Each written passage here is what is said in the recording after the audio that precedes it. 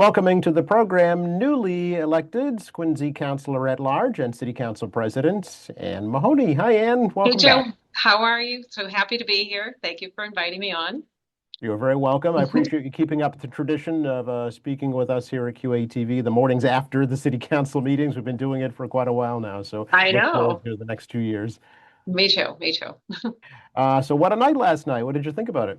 Oh, it was incredible. I mean, I've been sworn in before, and it was just a electrifying meeting last night. It just felt really good to be in that well with all the newly elected people, and are the and Richard and Noel who are coming back. We have. I just am very excited about the team that we're going to be able to work together with for the city council.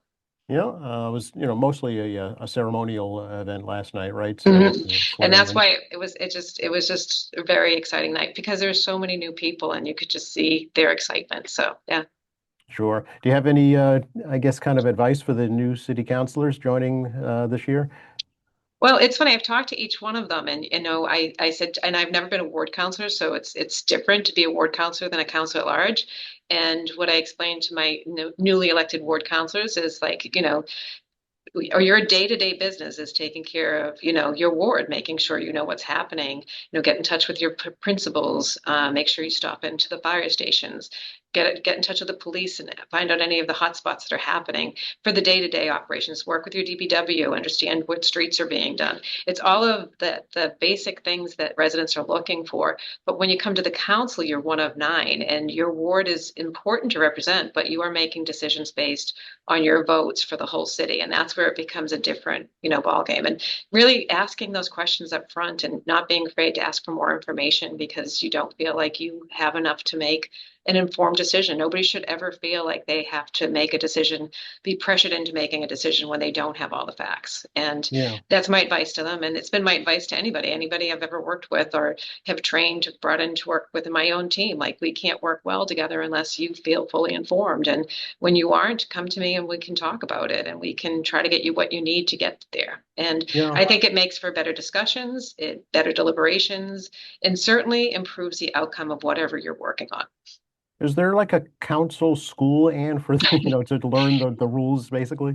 So there's the MMA has a conference for newly elected counselors from all over the state. And it's a great opportunity to go and listen to and review some of the things that will be happening within your town. Each group does it differently. So you really have to absorb that information and take away with it what you need. The MMA also has a lot of great conferences or just webinars that you can join, an hour, lunch hour, just explaining finances or just different things that happen. Again, you have to take the information and adapt it to what your town or city needs.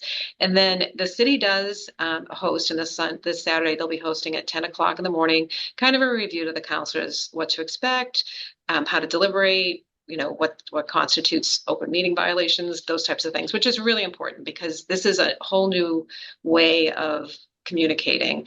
And it's not something you do in the private sector. You do not have to worry about what meetings you're having and where you're having them and what you're talking about, but you do when you're an elected official, and it's important that we follow those rules. Sure.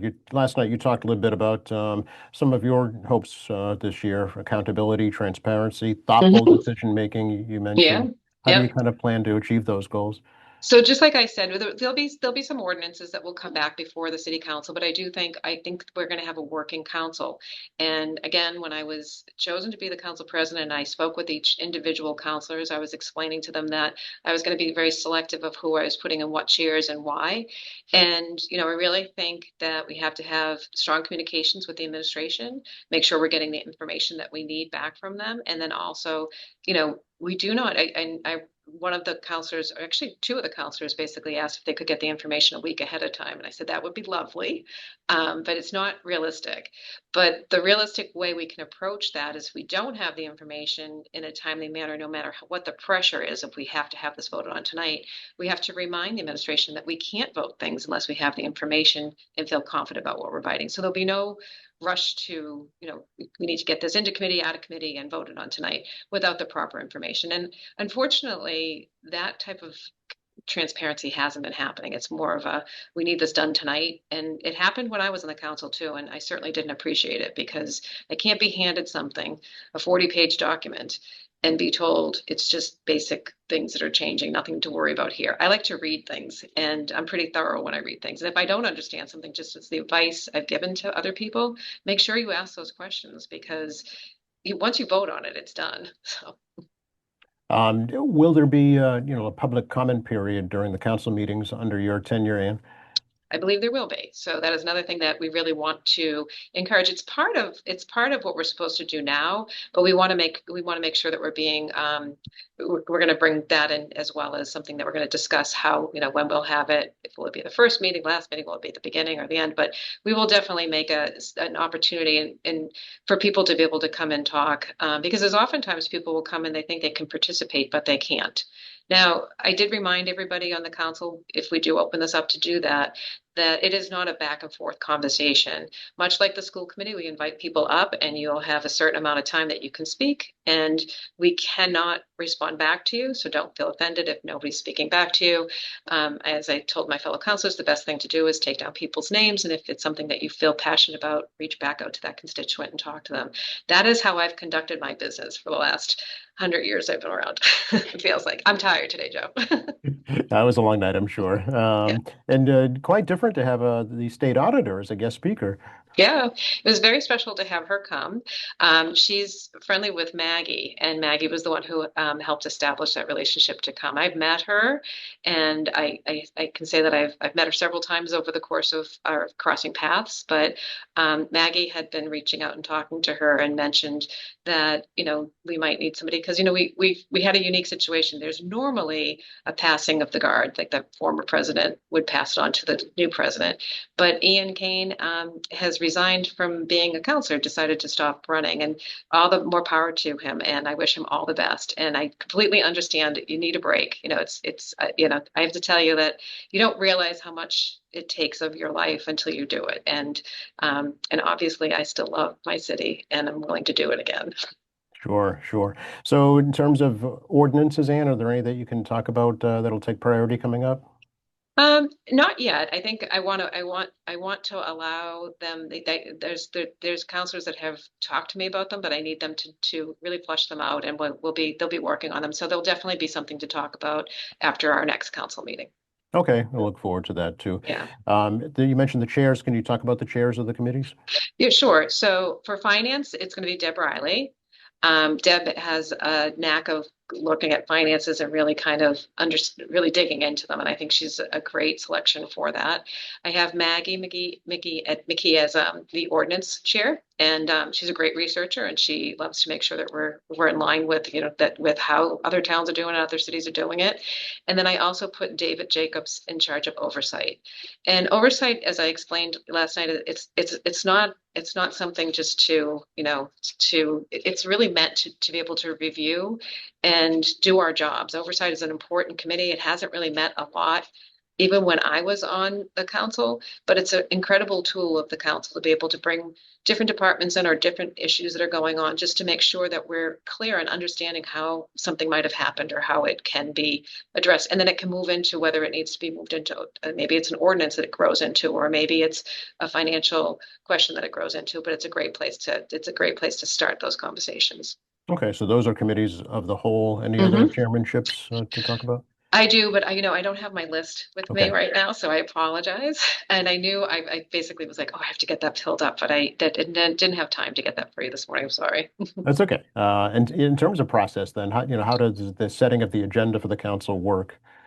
So I will be, as I spoke to Mayor Koch last night, and we're gonna set some time aside this week, hopefully on Friday, that we'll be able to sit down and discuss that. I believe that we'll meet as a team, that his team and myself, and I'll bring forward what the ordinances or the resolves that people want to bring in from the committee, and then he'll be bringing the administration side as to what he would like to present to the council. And then like I said, we're going to have working committees. So when we put things into committee, I'm going to be looking to those chairs that chair those committees to start pulling them out and start working on them. And that's where it can be difficult because you have to push the departments to be able to provide the information. But that's where I'll be looking to work collaboratively with the mayor and his city departments to make sure that we can work in that way, in that fashion, so we can get some things done. So I think we will be able to do that. I have a really good relationship with most of the department heads, and I understand, politics are politics. When we run against each other, it can be uncomfortable, but at the end of the day, we're all human beings and we all want the best for Quincy. So I know we will all work well together. Sure. It was mentioned last night, the council's now female majority. Does that kind of change the dynamic since last time you were on? It does, but it's special more to me that it's the reflection of our community. The two Asian women, Asian American women that are on our committee. It's great that we have 5 women. We have people from all different age ranges, from young.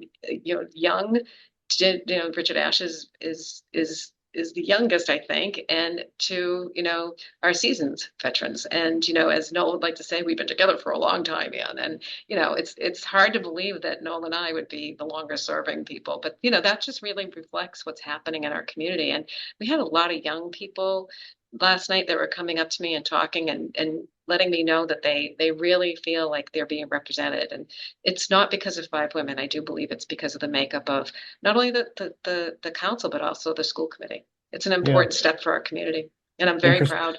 Yeah. Interestingly, you mentioned Noel, both you and he served in the school committee prior. Yeah. hmm Yeah. I mean, my passion for Quincy, started just because I live in my great grandparents' house and I'm down the street from my parents, right? I mean, I've always told that story and it's the facts. And the schools were very important to me because no, you can leave and go to another community for AKA better schools, or you can make your community stronger by being a participant in how we actually deliver the services that we have. And that's what started me in politics. I ran because I didn't feel that when I was talking to people, I was getting, the answers or, this is how we've always done it. That's always been something, even to this day, when somebody starts the conversation, well, this is how we've always done it, I always think, but things have changed and we should really look at things from a different lens every once in a while. Otherwise, we'll get really far behind and not be able to catch up.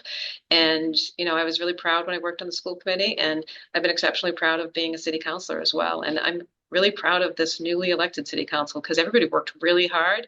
And obviously, who was really paying attention were the voters because elections like this don't happen unless voters are engaged and want to see change as well. So I thank all of the Quincy voters who came out and voted, and we've heard you and we are listening to you and we are going to work very hard for you. You mentioned folks coming up to you last night. Will there be an open line of communication for folks between you and the constituents, Anne? Oh, there always is. So, you can always reach us. We have all of ours will be my cell phone, I guess, is taking a little longer to set up than the others, but everybody has cell phones. So when you call the main office, it will bounce over into our cell phones. And like I always tell people, all of us work full-time jobs. It's a very it's a lot to be a city councilor, but at the same time, so I have my message will be set up, and I always tell people if you leave a message, I will call you back either at lunchtime or after working hours. But I always call people back, and email is another way they'll be able to reach us. And there's even while I wasn't on the council, people were calling me, so I have a full belief that everybody has my phone number, but yeah. Yeah, and of course, Jen Manning as the clerk can take messages as well. She can, yeah. So she's going to be monitoring because I don't have a phone yet. She'll be monitoring my messages for now, and we'll work with IT to get my stuff set up. So. Okay, great. Anything else you want to share right now, Anne? I just want to wish everybody a happy new year. I think we're off to a good start here in Quincy, and I look forward to working with you, Joe, and QATV. And like I said last night, I really do appreciate all the hard work of QATV. You do get the information out, as well as our local newspaper, the Quincy Sun and the Patriot Ledger. But QATV is really the heart of where people get to hear and see things when it comes to our council meetings, the real things if they tune in. So I'm looking forward to engaging, as always, with QATV. Thanks. We appreciate that, and we couldn't do it without our volunteers here as well. So we thank Oh, I them know. too. Yeah, That's the absolutely. best part. Yeah, it's a very well. I will say that I was also surprised. We had Code Blue last night from Holbrook, a student that was coming to film the swearing in last night, and she was very excited. She was like, "This was so exciting," and it was great for me to see. She interned for me last summer, and she's she's a junior in high school, and it's just great to see public access being shared. And I'm a big believer of it, Joe. That's great. That's great. That's the true heart and soul of what local access is. It So is. that's It great. is. Yeah. We'll catch up with you on actually it'll be January 21st, right? Because the next meeting is on the 20th. It is, yeah. So it will be here before we know it. So Thanks again, Ann. as always, thank you, Joe. Have a great day. You too. Bye-bye. All right, bye-bye.